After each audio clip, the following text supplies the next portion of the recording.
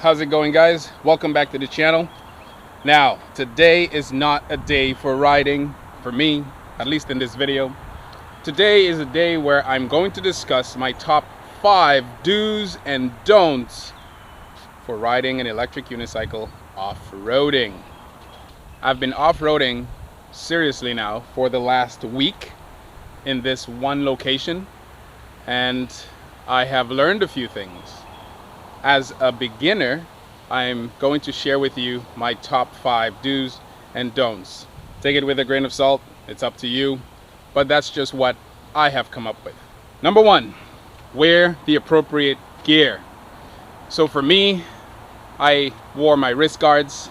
I bought those specifically for off-roading, mainly because I wasn't sure what to expect.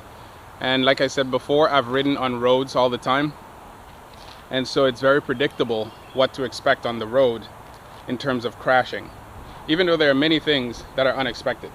Yeah, so there are certain things that are completely unexpected. Even though you prepare as much as you can with the right gear, you still don't know what to fully expect. But at least if you cover your ass, if you cover your butt, if you cover your head, if you cover the most important parts of your body, like your wrists, your knees, your head, you can alleviate some of those concerns. Once again, I'm at the public rental for boats, or public boat rental. Wait, let me see how this feels. Hold on. Oh gosh! Wow, this is pretty intense. Wow! Woohoo! Maybe one day I'll try it out. Ooh. Anyway, next I wear boots. So wear comfortable shoes. So it's your choice what you decide to wear, but you want to be comfortable. But beyond being comfortable, you want something with thick soles, not too thick, but thick enough so that, you know, it absorbs impact as well. Comfort is of utmost important off-roading, because there's a lot of bumps, a lot of irregularities in the in the path. So you can expect that you're going to be a little bit uncomfortable for a while, unless you get really comfortable after riding the trail, you know, a couple days or whatever. But initially your muscles are gonna hurt all over. In fact, in part 5, right after I went home, and you know, the next morning when I woke up, I was in pain, a lot of pain, and I'm like, where'd this pain come from? I fell, but I didn't hurt myself during, you know, when I fell, but I had to take some pain medication just to get my body not feeling so much pain. It's like weird, like I didn't break anything, but my body was still in pain. So definitely expect that. It's not like road, and it's obvious, but it's just something to keep in mind to help alleviate some of that pain, is to wear the right shoes or boots or whatever. Obviously you want to wear proper helmet, or a helmet in general, because you know, a lot of people don't have the money to spend like that. Like me, I don't have the money to spend like that. This has been my helmet for a while now. The last helmet I had was a scooter helmet that, you know, it wasn't full face, it was more of like a half helmet.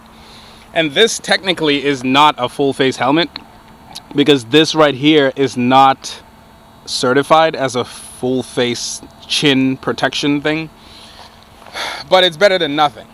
And every single time I've fallen, I've never once fallen on my head. It's really strange. But either way, you want to get a really good off-roading helmet. I have some ideas on some good off-roading helmets, so be on the lookout for that. But whatever you choose for a helmet, just make sure it's full face. Make sure you have either a visor or some type of goggles that you can see, because who knows? Today, for example, is beautiful. I mean, look how beautiful it is, right? Almost clear skies. The sun is peering through the clouds. High visibility. But sometimes in the middle of the day, you can't see a thing because it's overcast and, you know, windy, or you go on a trail where there's so many branches, it almost seems like it's dark. So you definitely want high visibility eyewear. Number 4, adequate power pads. So obviously, if you decide to go buy power pads, you won't have to worry about choices. There's just so many there are so many choices for power pads out there. I mean, you can go crazy buying these, and they're actually not that expensive. I, on the other hand, opt in to create my own. I have gotten much inspiration from people like Law, well, mostly Law. I haven't seen anyone, and Kuji as well. So pretty much Law and Kuji. And my first experience with a power pad was with ThaBlackCobra, when he tried to make his own ThaBlackCobra pads off of the Kuji pads.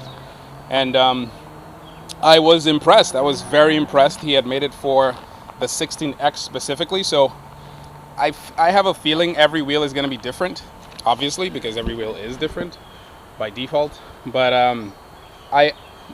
in my opinion, I just like custom stuff, especially when I get the opportunity to customize my accessory. I opt in for that option merely because I don't consider something like that a one-size-fit-all to be the perfect solution.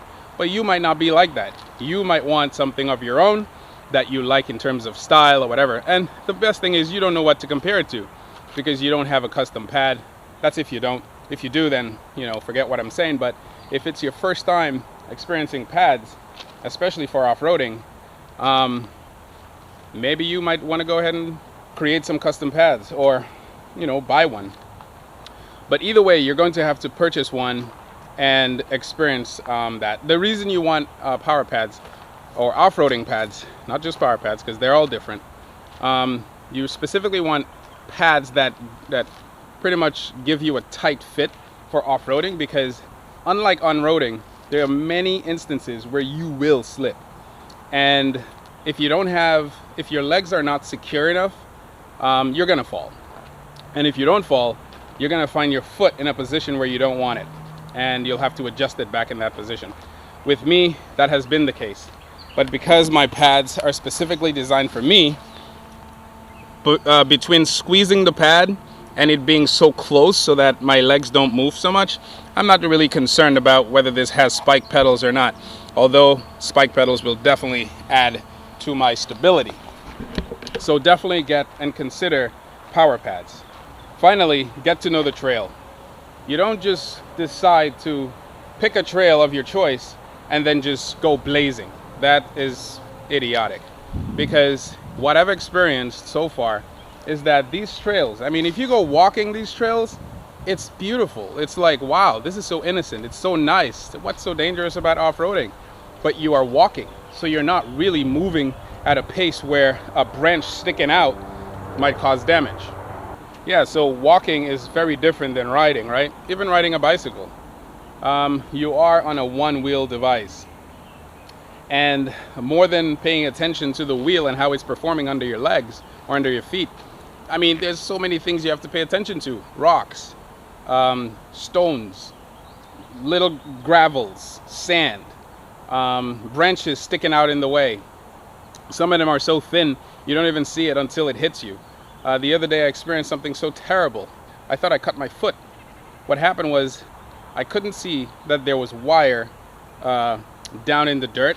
So I attempted to go into the trail, but blocking the trail was some down fence. And that down fence wasn't like that fence over there. You know, silver, you know, so you can actually see it's a fence. It was rotted. Not rotted, but it was corroded. It blended in with the grass, with the surrounding debris.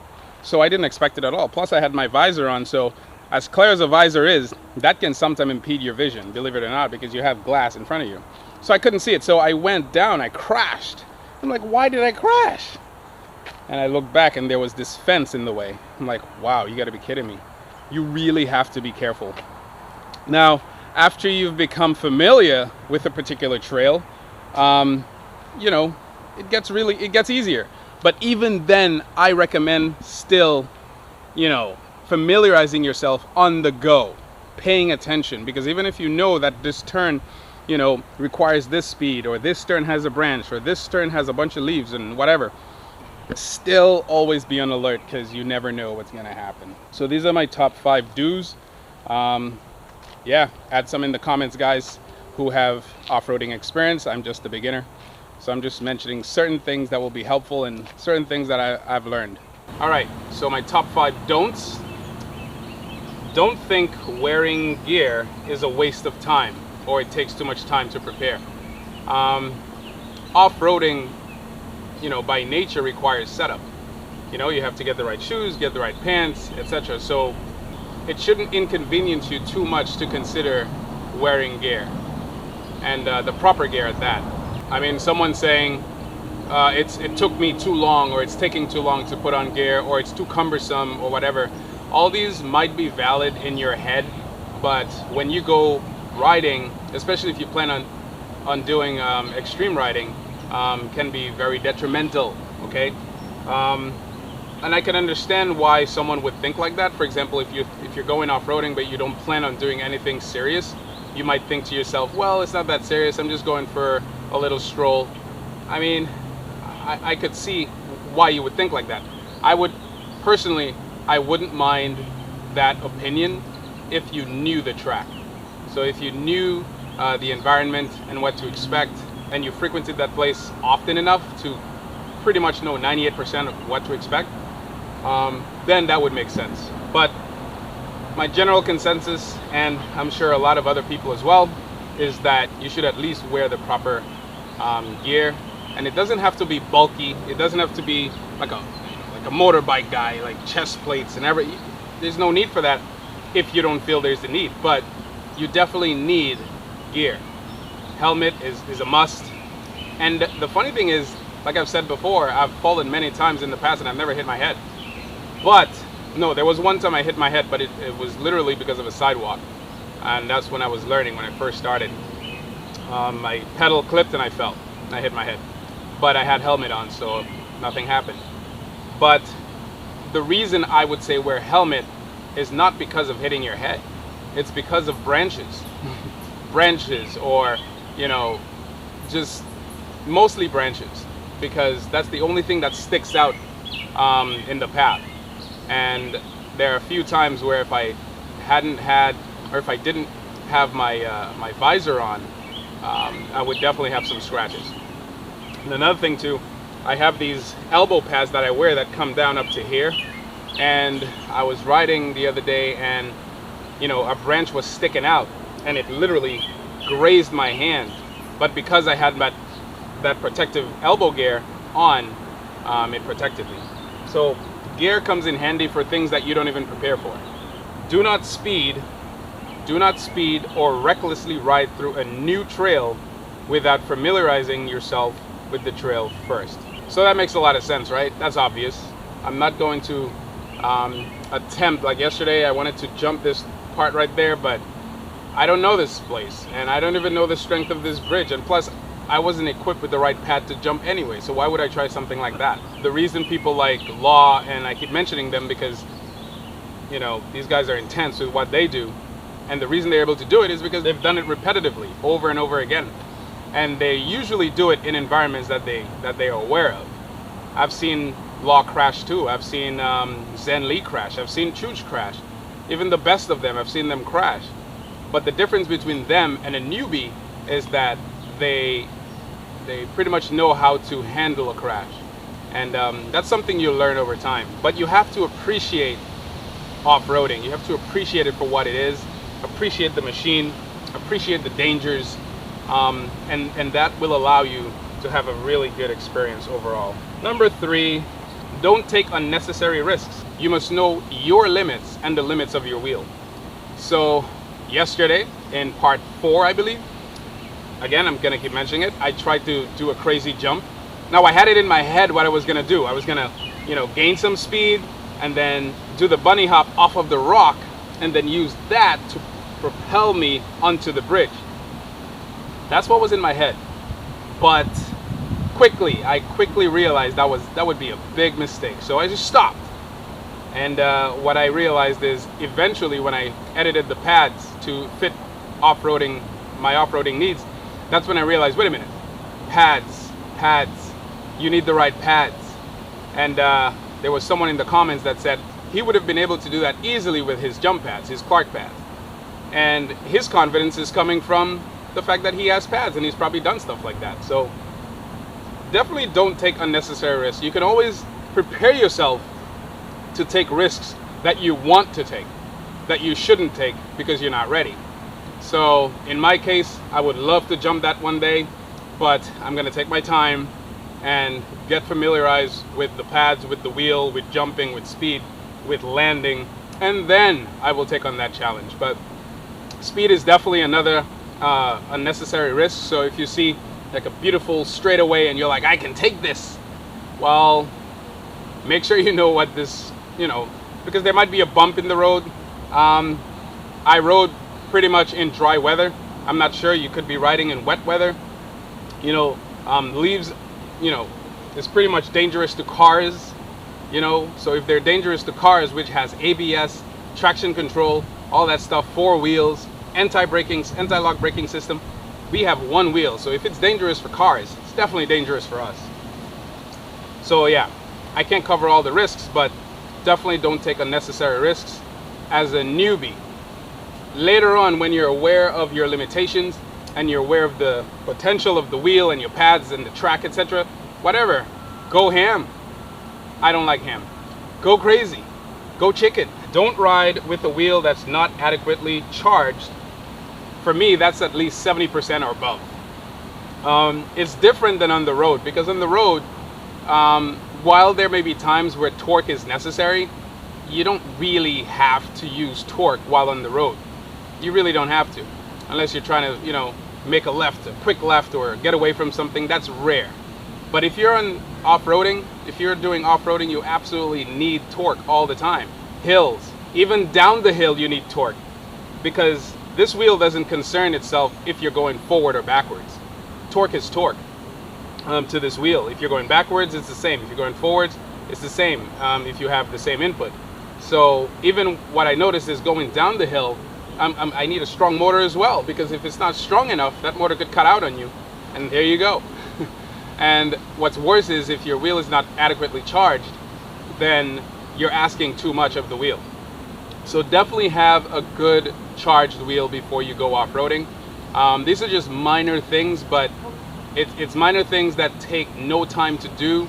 Maybe you could have charged your wheel overnight, charged it at work or whatever, and then come out. Don't not think about it and then randomly say, I'm gonna go off-roading with the guys, and then all the guys are charged, but you're not. And then you cut out, and then you're like, oh, it's the wheel's fault. No, it is the wheel's fault, but the wheel wasn't adequately charged. So definitely do that. And I might add as well, choose the right wheel, because there are wheels out there that's just not designed for extreme off-roading, while others, are specifically designed for that. This is the torque version, and it's funny, this torque MSP is the pre-production. This is a pre-production. I didn't actually get a production MSP. This is a pre-production MSP, and it's been handling everything I've thrown at it pretty well. Okay, finally, do not ride with a high pressure tire. That's because the higher the pressure, the more you're likely to slide off. I've experienced that many times, and I think it goes without saying, because we don't have suspension, and I think even with suspension I would ride with a little bit low pressure as well. So as an example, on the road I ride at 40 psi, 39 psi, so I can get maximum range and maximum speed and maximum maneuverability. But on a road like this, the off-roading, you don't really need maximum acceleration. You need traction, and in order to gain that traction, you need a lot of that wheel planted flat on the ground. And the only way to do that is by lowering your pressure a little bit so that there's more surface contact. But yeah, that's my top 5 do's and don'ts. Now, as a bonus, I will say be aware of unsuspecting people who are running, cycling, sightseeing, children, cars, because these roads, these off-roading places, what I've noticed and come to realize is a lot of people just walking around, just enjoying themselves. So it's not uncommon to randomly see someone just pop out of nowhere while you're doing 30 miles an hour, or you're doing a jump and then they're right under you. You're like, oh shoot, there we go. So that's it, guys. I'm just gonna do a little ride through this place and just talk about what we see. All right, so I'm tempted to ride, but it's not about riding. I gotta calm myself down. But as you can see, this branch right here, you see it? See how it's overarching? Now I don't know what's holding this branch up. It could be that tree over there. It could be that it's just long and it's just support. It has an anchor over there, or support over there. It has an anchor over there, and I don't know how strong that anchor is. But either way, it makes for a good sight for people who are sightseeing. But for someone who's riding, you know, you don't pay attention and you could possibly make a mistake and come too close and hit your head. Another thing is, look at this. This right here is pretty much damn near in the road. Literally in the road. Look at it. The road is right there, and it's right there. And it's sharp. You know, this is pretty sharp, man. So these are things I would concern myself with, because this can easily throw you off. But if you're paying attention, none of that will matter. You know what I mean? Another thing is, look at the sand. This is sand. You know? High pressure. If you decide to do a quick maneuver, that's a problem. Look at that. Wow. You see that? I mean, these are little things, but if you're unsuspecting, like for example, if you're wearing a camera on your helmet by itself is very smooth, you know, especially when this is down, it's very smooth. But have something hanging off of your helmet, or having my visor open, for example, you know, these act as hooks and anchors. So you just always have to be aware of everything. You know what I'm saying? But overall, once you understand these things, and look at that. Whoa, you see? So this right here, when I first came here, everything was so smooth. Like there was nothing in the road that would lead me to think that there would be a root in the road. And this is a massive root. It's a massive root. Now, obviously, I can take on this route, but going at this route, you know, at 30 miles an hour, can definitely take me down. But if I'm aware of this route, I'll just jump it. And that will be something, that'll be nothing. Something that becomes nothing. So, these are just new people stuff, newbies. I'm a newbie, so I'm giving my fellow newbies some advice. But don't let, and the cool thing is, after all of this, you won't be too, how do you say, you won't lose the sight. You won't lose the beauty of the place. Because that's the one thing I love about off-roading, is how beautiful it is. It's just so beautiful. So this was the place I crashed yesterday. Look at this. It's still here. I came here, and then it dug right in here and I fell. Now, wow, look at this. I did not even see this. You see this? What is this? I don't want to touch it because it might be live. I don't think so, but these are just things you have to be aware of. These are just things you have to be aware of, you know? So, yeah. It's just, oh, wow, look at that up there. I did not see that. So now that I'm taking my time to ride, I'm realizing how much stuff, how many things there are. Look, straight up there. So many paths. So many paths, you know? But off-roading is beautiful. It really is. Whoa, look at that. I almost fell. And it's funny because when I was riding fast, that would have meant nothing. But I'm taking my time now, and it seems to be something. So, yeah, guys. Sand, more sand. You know, trees in the road. But I don't have much to say besides the obvious. And the obvious thing is just pay attention to what you're doing. Right now I can feel how slow I'm riding. Well, I don't have the right shoes either, so that's another thing. Having the right gear is very important. And that means shoes, the right shoes. I would never come out here in sneakers because I do not like riding in sneakers. You know, sneakers give me a false sense of grip. I need absolute grip. I don't mean, you know, I don't want my foot and my socks to be sliding inside my shoe. I need it to be very secure. You understand? With boots and about 98% cotton, I feel so secure, so secure. So it's just a different world altogether. Just by that little ride I did, I experienced so many things, so many concerns already compared to riding on the road. You know what I mean? So it's just a different experience that you have to respect.